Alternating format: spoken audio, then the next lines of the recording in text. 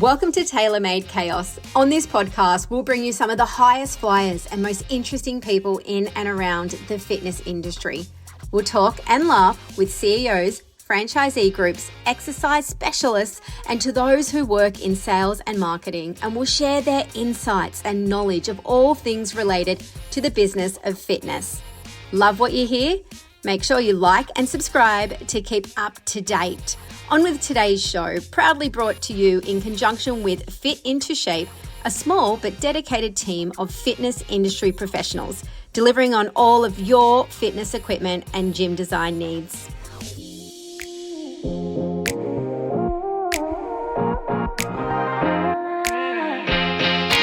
3, 2, 1. Ready to roll? All right. Sometimes you get the privilege of sitting with someone who makes you feel inferior in nearly every aspect of your life. And for me, that happens more often than I'd like to admit. I'd love to say that today is not that day, but sadly, yet again, it is true. I'm sitting here with a true icon of our industry, a man who is capable of finding a camera amongst a crowd of many. Welcome to another episode of Tailor Made Chaos. I'm your host, Glenn Taylor, and today we're talking with Lee Campbell. If I was introducing you in a keynote speaker, I'd need at least 5 minutes to get through your bio. But mate, in your own words, tell me a little bit. Who is Lee Campbell? Well, buddy, thanks for the introduction. Yes, I like to try to make you feel inferior. History, time, we love those sort of things. As was evidenced on the gym floor. Yeah. If I was to introduce myself, it's always one of those interesting facts of, I've done a lot, I've lived a lot of life, different lives within the same industry. Started off in country Victoria as a kid, growing up playing AFL footy, all those different things in the country town, small country town. I was adopted as a kid, so again, come from a different sort of background through those 60s and 70s eras where adoption was a big part of Australia. At least one thing I'm superior. He's older than me. Yeah, I'm older. So, I'm older. But I think introducing myself is, I guess, resilience within the industry and to sort of pioneer this industry through the 90s, the 2000s, and now where we are today. It's been over 30 years in this game. Massive changes. Yeah, and so from the days of Aussie aerobics style to the rollerblading system, and then everything else changes. But well, you were with the Rankin sisters. All of those things. Have we got a scoop here? Is there a bit of news going on? But also an innovator in health and wellbeing in the sense of with disabilities and rehabbing and majoring in those parts as you're aware of with people with different disabilities, whether it be cerebral palsy, rebuilding when I was in the army as a sub-unit PDI, guys who rehab themselves through injury or parachute accidents or any injuries at all through there, and then getting out, starting B-Firm, and then from that point, the different TV shows with Channel 9, publishing books with Ida Buttrose, lots of different things. So there's a lot of different journeys to capture and put into a little podcast as such. But we're going to try and get them in. We'll try. Mate, let's go back to right where it began. You grew up in Stawell, Victoria. Yeah. So what were you like? Yeah. So what were you like as a kid? I'm sure today we'd be diagnosed with ADHD. Clearly. I reckon that's not a scoop. I think that's a pretty well-known fact. Yeah. Always busy. Always having to play sport. Yeah. So you were a sports kid. Sports kid. I never missed a day of school though. Okay. Apart from when I got suspended. There's a few of those, but school to me was just a process for sport, not the other way around. So the more I went to school, the more sporting opportunities you would get through different, whether it be athletics, basketball, football, different things like that. So to me, as much as school grades weren't important, school's important because it was about that community and growing up. In a small country town also, you don't get given as many opportunities as you did in a big city or different things like that. So I was lucky because, growing up in the 70s and 80s until I left to join the army, in a country Victoria town, Stawell, the Stawell gift, the oldest foot race in the world, still handicapped, still, great history of Stawell and a gold mining town. So I come from that sprinting athletic background. Yeah. Believe it or not, yes, I used to be able to run very fast, but I still can comparable, When the hamstrings not playing. when the body needs to. It was just a different time, and I spent so much time. We'll go to the B-Firm later and have a look at the obstacle course and all the school programs, everything that we've developed over the years and done that thing. But growing up, just active. The sun come up, out of the house. Sun went down, in before dinner. And just continually busy, like now. I mean, you've known me a long while, so it's just about being busy the whole time. Hence why, we'd probably all of us be diagnosed with ADHD now because we just have to keep busy, right? Yeah, right. And I remember my uncle, my great uncle Don said, if you're not busy, you're lazy. So in my head, it was always that one thing that just turns you back around and just doing things. I'm like, okay, well, if you're not busy, you're lazy. And if you're lazy, you're not earning money. And if you're not earning money, you can't live. And so I was very lucky also because Uncle Don and Tim and Andrew, my cousins, Now, this wasn't Don Bradman by any chance. no, it was Don Kennedy. Okay. But so they had the drive-in. They had the drive-in store through the 70s, as 70 children would remember. The drive-ins were a good thing before VCR and videos and everything else. So we would go every Thursday, Friday, Saturday, Sunday night religiously through that whole time and growing up. So there was a lot of in a small country town, but we had so much going on. So I was always busy, always running around, playing as much sport as possible. So country footy? Country footy. So I didn't get to experience country footy till my PDI course down at Cerberus, but on the weekends we'd go up with the cars packed around the oval. Yep. Quite an experience. I'm guessing you were into your footy as a kid, or did that come later? No, I've never not wanted to play footy. So my out of stall was, the footy was we had some great footballers. John Kennedy coached there years before he went into PlayFL. VFL back then, Liam Pickering, some great footballers, the Shoal boys from Horsham, Floody, all those different guys. For me, footy was always the main pivotal thing for me, playing football. So, playing rep footy, country Vic footy, junior teal cups if you get to the squads, and then from there. But the thing that changed it all was when I left Stall and joined the Army. Okay. Yeah, so that was, back in the 80s, we could do our testing at 16, right, and then as soon as we turned 17, straight into the military. So you wouldn't have to do it the other way. So you do your pre-qualifying, or pre-testing for the Army at 16. I don't know if we can even put that on the little thing, but it's what we did, right? Back then we could do our pre-entry course, pre-entry stuff, pre-entry So that tests. was your out. That was my out of town as well. Yeah. So footy was always that avenue. So I wanted to play and play as the highest level I could. Because at VFL, as a junior football player also, Stall used to be in the zone for Collingwood. We were back in zones back in those days. And I'm sorry to hear that. yeah, I know, right? So my first VFL club, AFL club, that I ever played for was Collingwood. So I went and played a whole year in 1983, Big M Little League. Down there. So I'd go from Stall on a Saturday morning or Friday night and go down to Melbourne, and we'd play wherever Collingwood would play. And we'd play at the MCG and everywhere else. And this is a little kid, under mini league, under 12s, under 11s, whatever it was. It's pretty aspirational stuff or inspirational stuff. Back then, right? And so back, there was like, okay, great, Collingwood. I'm a North Melbourne supporter, by the way, shinboner. And I'm sure my cousins, again at the drive-in, beat me up until I barracked for Collingwood. So I stopped barracking for Collingwood and barracked for North Melbourne. So, Tim, we used to have some good stoushes about those things. Good stuff. So, mate, you ended up going off to the Army. Yep. What corps did you join? Infantry, you know that very well. Because it's just, you never miss an opportunity to remember that you're an RAR. Yeah, yes, so, RAR. Yes, the 3rd Battalion, 3RAR. Singo, top the PT stuff there, did all that sort of thing. And then, the top, as you know, the top percent could choose what battalion they went to. 3 was... I don't know. I got 6 RAR. The top few could choose where we wanted to go. So the 3rd Battalion was, and obviously here, the 3rd, the Old Faithful, the cafe we've got at Gold, that here is after that. A lot of good friends, a lot of life memories, opportunities, the way the world, So when did you join? 89? 89, May the 3rd, 1989. Now, here's a bit of trivia that I know even you will like. My father joined the RAF May the 3rd. His dad... He was the smart one, seriously. He was the smart one. The 5-star hotel thing. And I believe he told me the story that his dad, or his stepdad, had joined the military as well on May the 3rd. So it was 3 out of joining days, right? And from Stall, we had a lot of different guys join the military around that same time. So I remember when I joined, a good mate of mine who, Robert Ekman, went to school together. We played footy together at Stall, everything else. Robert Ekman, Eki, everyone know Eki. I remember marching into the battalion after our para course, Christmas '89. So it was around November, December. of course, the Billy Lid's got the Christmas duties and everything else on base. Everyone else was on BRL.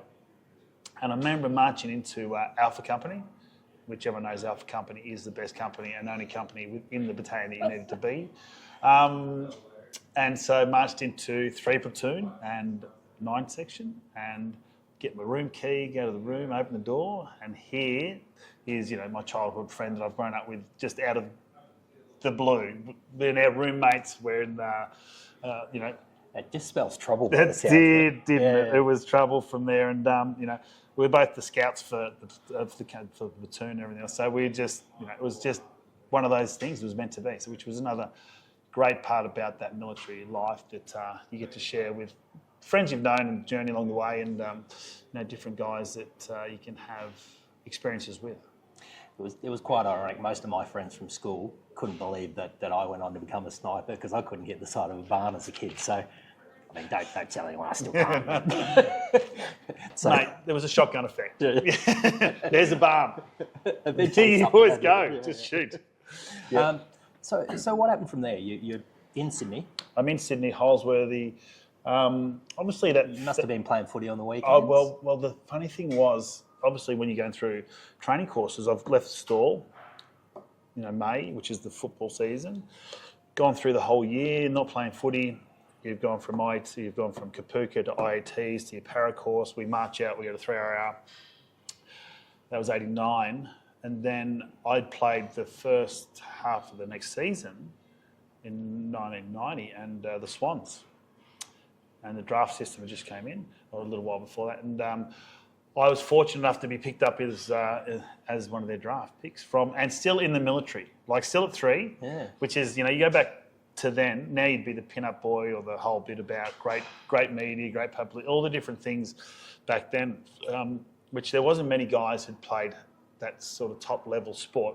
Rugby union different, a lot of the Wallabies and stuff, or they'd been around that, but that was the sport of the defence force was rugby union. Well, it was kind of an end of an era though as well, where the AFL, for those who are listening, Australian Football League, kind of went to that transition of being a professional sport somewhere around that era. It was around that time too. I remember, you'd gone from that early 80s era into that transition of full-time, from part-time to full-time professional sports.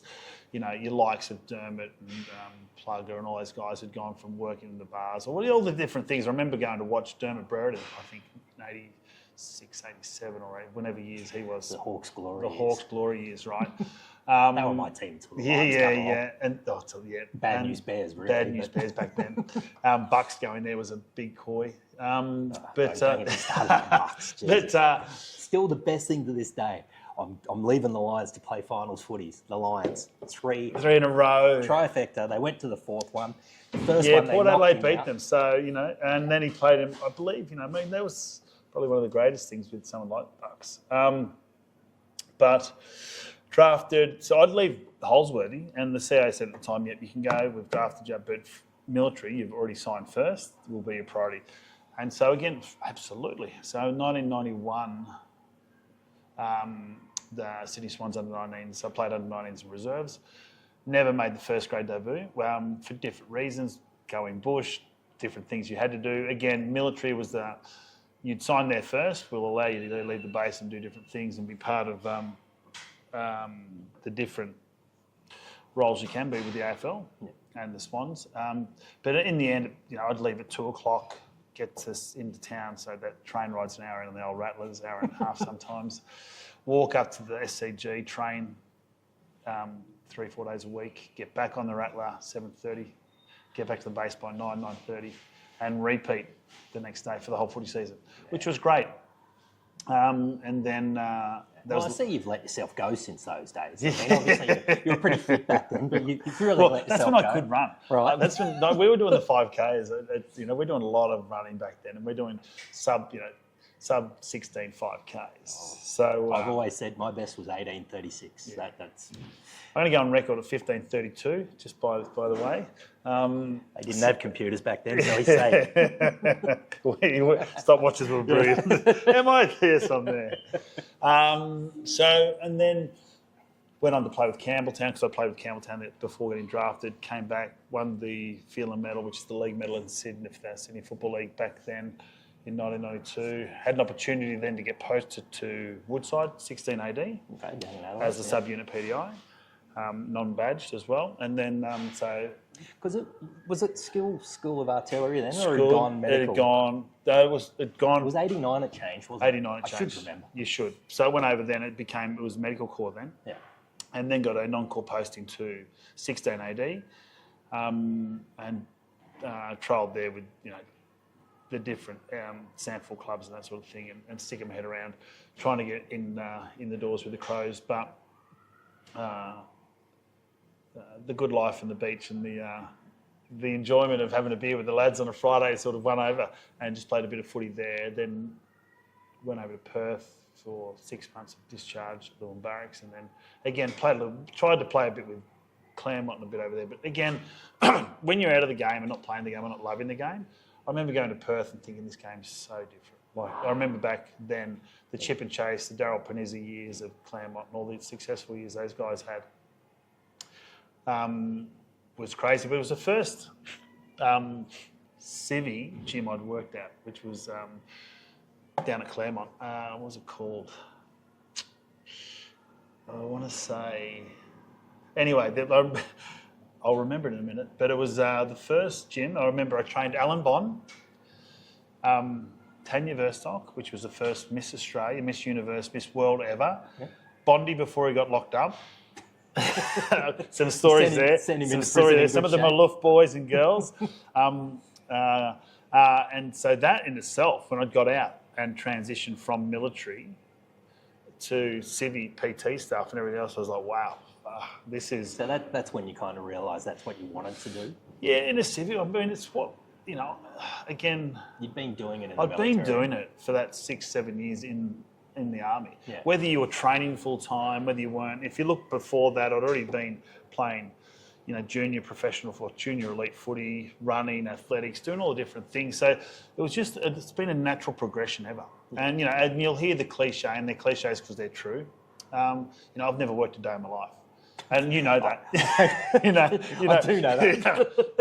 I love. You can't bullshit a bullshit. Yeah, and I just literally, I built a whole business and the B Firm brand and now with Golds around that. I need to do a job that can keep me fit, and so that's that space as well of adventures, trekking, and doing all the stuff we do with adventures and how we go out and do all that is just part. I think I sort of, we use the word pioneer, but break that mould of. I took what I did as an AJ and transformed it into Civvy World. It was sort of that was that time when before an exodus happened, we were non-combat back then as well, through that late 80s, early 90s. Boot camps weren't a thing, but then when boot camps came massive, Chief Brandon, how are you, buddy? Good mates. Him and I started the boot camps in Sydney. There was 3 PTs. So you went from Western Australia across to Sydney? Went back to Sydney and went to Campbelltown, played footy there. We won a premiership in 95. Gave out footy 96, went to Balmain 97, 98, 99, won some premierships down in a row. And obviously you took the fitness business. Yes, took it there.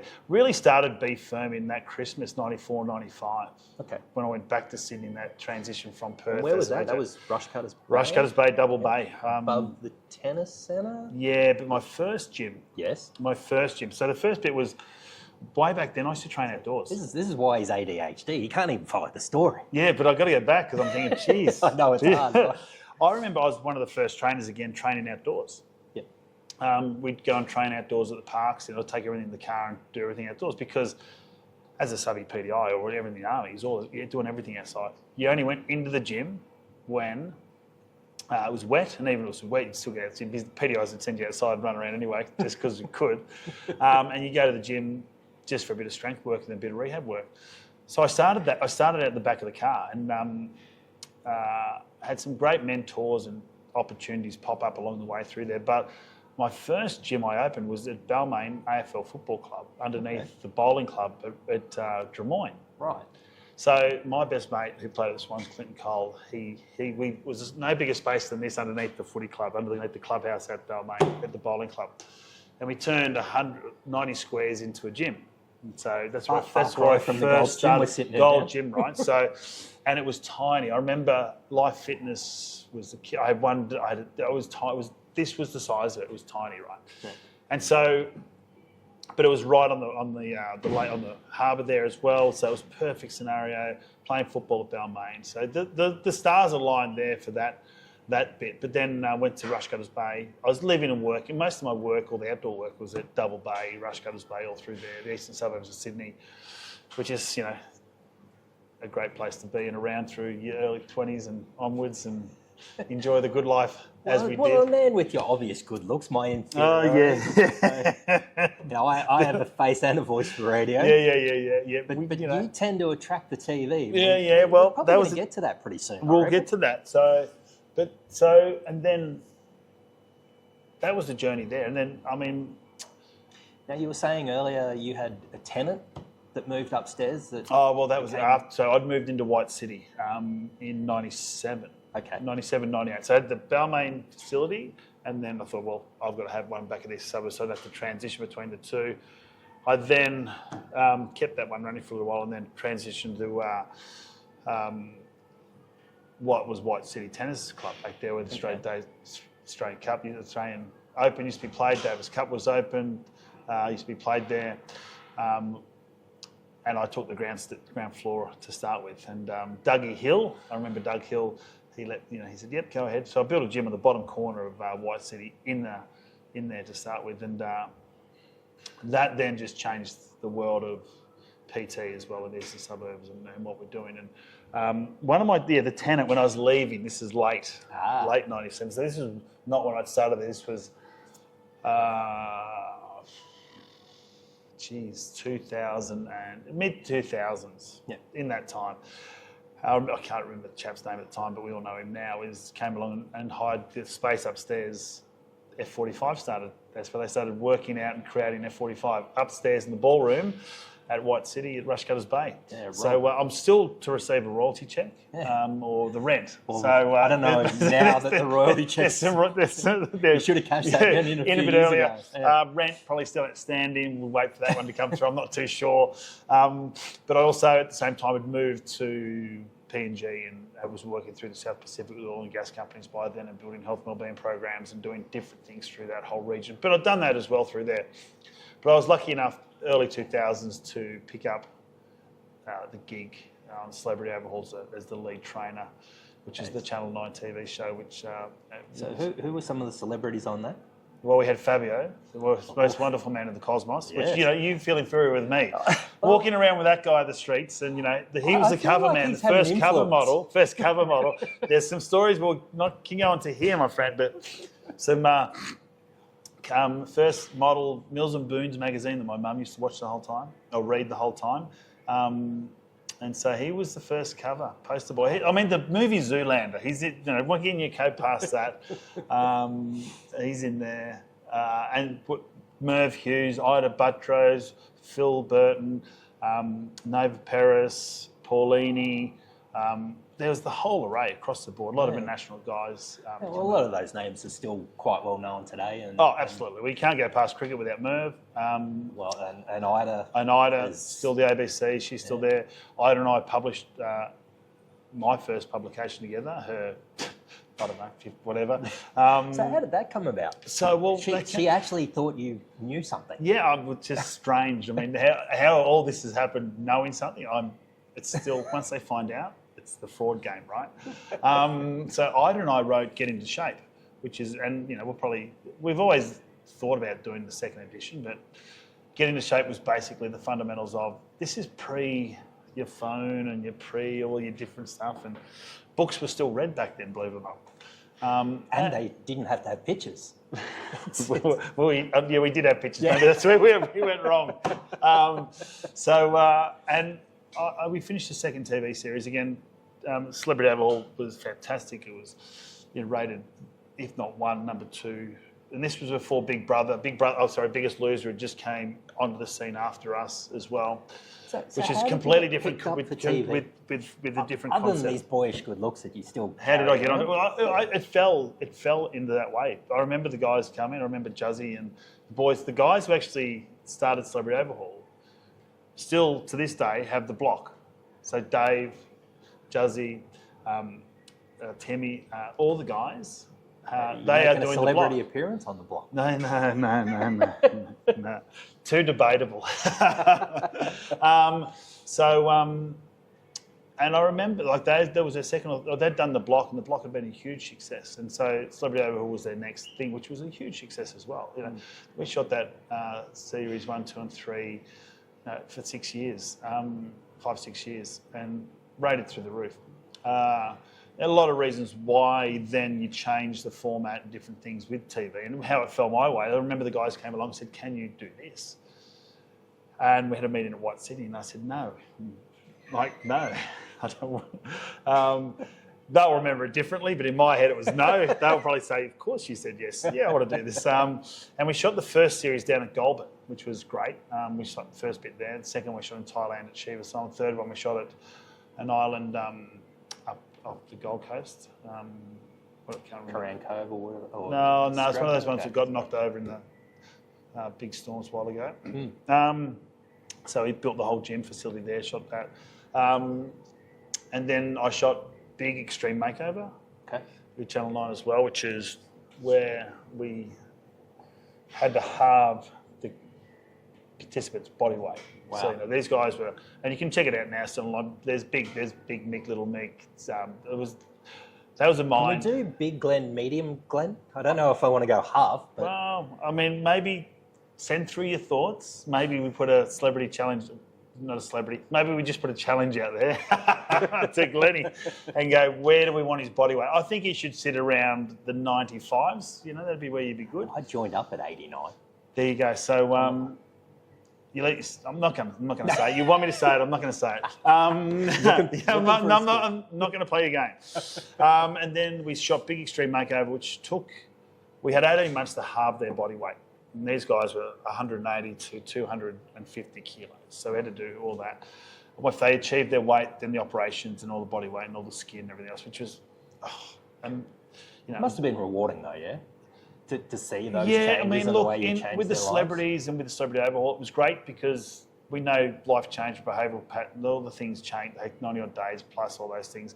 The world's changed so much now. If you look at Big Extreme Makeover where, it's about weight loss and those different things, the world's views have changed dramatically on how we address those things, how we as health experts and fitness experts, or even psychologically, have to deal with losses of weight, body shaming, all the different things, which, I'll debate till the cows come home. We're never body shaming if you're engaged with the human being personally on those matters and getting the message through. A gym isn't there to body shame people. A gym's there to create and make them healthier and better. Now, if any of that's going on, well, then you've got to fix that. But it doesn't happen in my facilities and never will. Look, I think there's a lot of misconceptions around our industry, and I think I'm hoping audio programs like this and just the improvement of our industry comes by people realising that just because people are in good shape doesn't mean that they have any assumption of somebody that's not. All jokes aside. Oh no. And look, my greatest work is with disabilities and people who need that. I mean, we can go in and push rates around and laugh and joke, and you can have the humour that is sometimes contrived to be different amongst collectives, friends, people who've got history and time and shared time. Never on earth would you walk up and body shame, and those people who do certainly aren't welcome in any facility, let alone mine. But it's a big point of a gym or a health and wellbeing centre or any place is based off trying to get people healthier, whether it be through just general health and wellbeing, stronger, working with disabilities, younger, older, it doesn't matter. Yeah.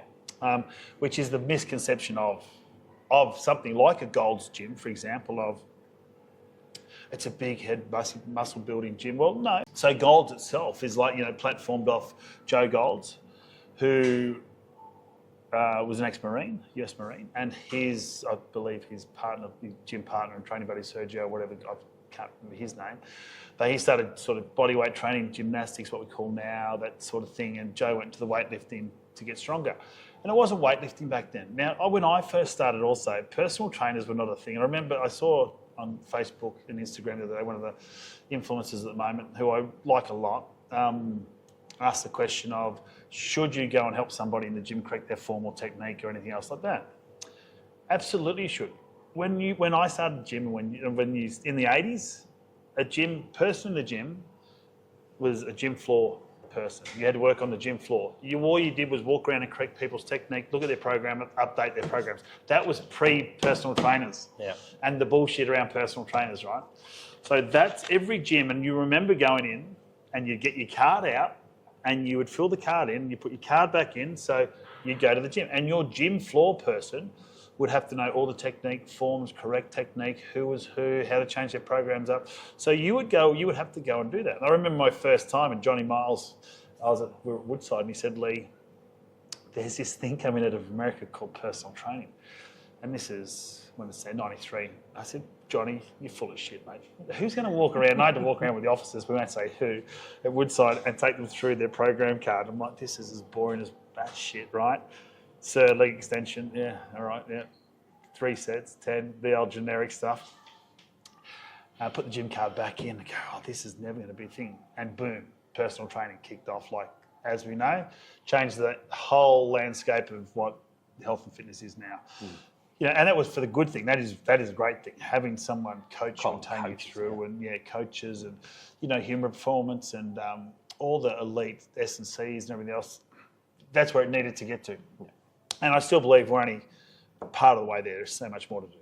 Yeah. If you can understand any of those different systems and techniques and training, and work with people with any disability at all, or correctional thing that needs to happen with their body, if they're anything, right? That's where the specialty lies. To come in and get an able-bodied human being to come in and get healthy and active should be the least of your worries. It's about the safety, the technique, the form, progressive, not regression, all the different things that, again, seem all cliche in our world because we've been doing it so long, but that's the most important part. And so that's a misconception with something like a Gold's Gym is, it's just for bodybuilders. Well, in actual fact, the community here is that's the furthest from it. It's a community of being healthy, well, smart, mental health and well-being, all those different things now where it needs to be. Mental health. He's even an inventor of words. Mental health. That's that bit. So we kind of fast forwarded a bit there. We were up to about the mid 2000s. Can we get through the 2000s? Yeah, we're getting there. I mean, it's all a bit blurry. Yeah. But how did you get from Sydney to Canberra? Sydney to Canberra, came here, got divorced, came here, looked after the young fella, and also that transition. I've always liked Canberra. Canberra, to me, is the smallest in suburbs of what they think's Canberra, right? I like it. I was posted here. I love it. I'm one of the rare ones. I love it. And don't tell anyone about Canberra because I like it here. Everything here is easy, and it's just an easy place to live. It's a great place to live, and you can spend quality time doing what you want to do. You don't need to rush between. I remember sometimes I used to take an hour to get from Coogee to Rushcutters Bay. An hour. Just to style your hair. Yeah, that was just to get the hair gel in. Absolutely. Yes. And then, like here, I can get from home to the obstacle course to here, back home, and do that triangulation that is my world, all in 15 minutes. Well, we're going to do part of that triangulation. We are. We're going to go from here. They didn't invite us to the house, mind you. No, we won't do that because of the pool, the saunas, all those different things here. But I mean, if we're just going to talk, and the cleaners probably don't want to see you. Let's talk in general about that transition, because at the same time I was was doing TV, still trying to play at the highest level of football. We just created different health and wellbeing passport for life programs with oil and gas companies, oil search and stuff through PNG. So we're doing a lot of that, building an adventure company. You got divorced. And doing adventure, trekking Kokodas, Machu Picchu, Sandakan, creating awareness for the brand and demand, right? So you've got 3 TV series we're shooting from 2003, 4 all the way to 2011.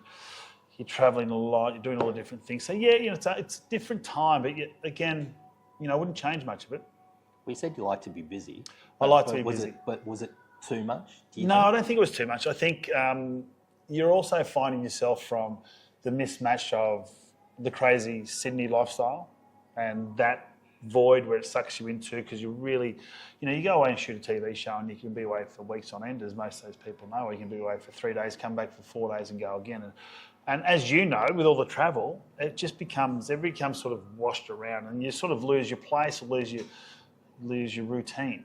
Yeah. And I'm massive on routine now, which is one thing I learned from that whole time was that. So having routine enabled me to get more done. So I look at it, and you hear a lot of people say, or I guess people who stay busy, I break my day up into 3. I get up at 4 o'clock. I then have breakfast at 7, 8, do the school run, drop Fred to school, and then work again from 8 till 2, go home, have some lunch, and then work till 7, 8 o'clock. So I get 3 days in my head in one. So that's how I formulate that. Well, I can do that and be active and, still be good parenting times, and you get all those different things. So that's how I ended up in Canberra. Then get to Canberra, start B Firm down here. I'd closed it in Sydney, I'd closed it in PNG. I'd come back, said, well, the next couple of years are just here, getting grounded again, building up what B Firm is to me as a core product of outdoor training, schools, youth and wellbeing, health and wellbeing, resilience, and all those different things I was taught in the army, again, by some amazing leaders and people who, weren't far out of their teenage hoods either as young corporals or sergeants, right? Yeah. So, and it was still the hard school sort of guys who were like that, and that worked for me. Not that it would work now at all, but you certainly see the need for, I guess, routine, discipline, all those different things that are the way it is. So I was recently in Singapore and I was talking with a couple of the Uber drivers, just driving the car, and they still have conscription there. They still have to do their, I think it's 2 years. Yep. And all of them raved about it. Like I'm still a big believer of service should be for everyone, because there's so much that you can get from it. But I mean, what did you take from look, I think I'm a big believer too. I think you should do conscription. Yeah. I think out of school, you definitely, I think 18 months to 2 years.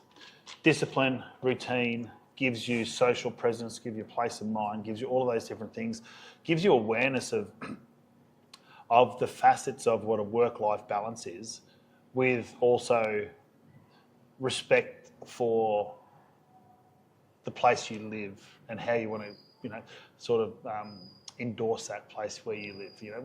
There's no prouder moment for a soldier than Anzac Day, Remembrance Day, doing those things, Capion Day, as the 3rd 3-hour guy. You go, well, that's, you're part of that history.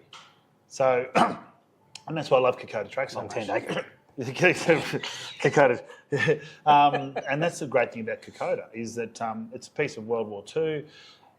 Most kids don't even know what went on there. Yeah. And once you've done the track, and you've done it a couple of times, but even knowing the history of the track, the line between Australia being Australia and having all of our civil rights and liberties here and everything else that we have, to not having anything, whether it be from to where we are now, like the life would not be what we would not be sitting here at all. And those who have served or been that or around that, and so the Kokoda Track for me, is just a reminder of the history and the wealth of what we have, and how lucky and fortunate we are. And that's what I took away from the service years of, the great mateships. Obviously, you'll hear every service personnel say that, the stories and the mateships and the humour, and you're one of one.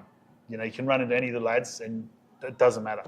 Old Faithful here is for that reason. The cafe here at Gold's is because got out and I said, okay, well, let's do a little project in that transition time and start a little cafe, just so, again, you can sit and talk shit and just take a breath.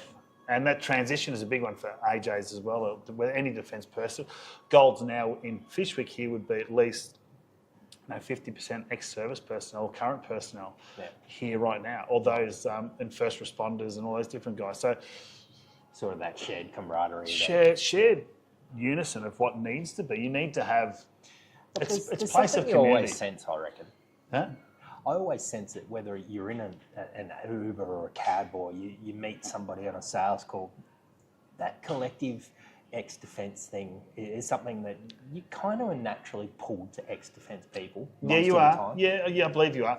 We had some guys in here yesterday from the UK coming over next year with one of the rugby trips, not giving anything away.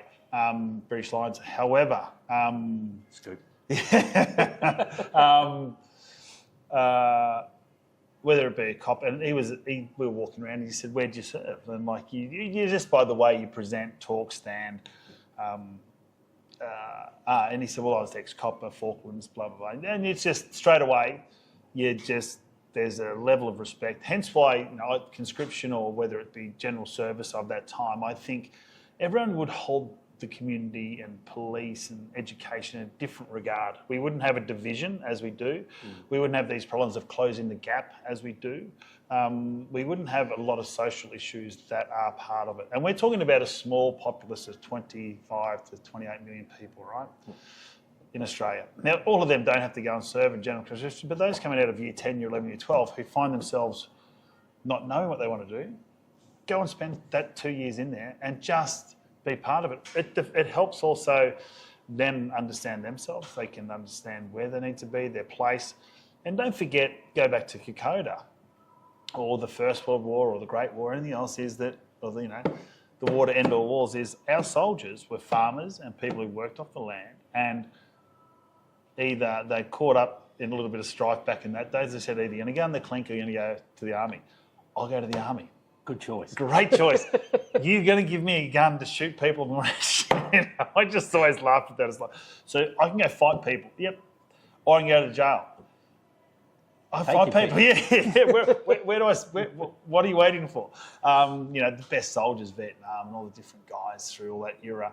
The stories the old boys tell you just laugh your head off because old Johnny says, well, Pete and Paul and Mary, they all jumped on the boat because either they'll go in the clink the next day or they're going to be there. So it made great camaraderie, great stories, and I think our younger generation now with all the devices and everything else and the things we have really struggle. Well, without the obstacle course down, you'll see what I mean by having a device in your hands all day to actually doing what you and I did as kids, growing up and being active, just running around, jumping around, doing things. So would you like to head out and have a look? We are going to go out to have a look at the obstacle course. Cannot wait. So you ready? As long as there's no mandatory RDJ. There's an RDJ there. There's a lane 1, lane 2. How about you do, I don't know, should he do the mud lane? I would love to say I'm far too pretty for that nowadays, but I'm just far too soft. Let's go out to B Firm Arena and we'll check out what B Firm is. And Delta Force is one of the boot camps we do as well. So we'll check that out now. Podcast to be continued.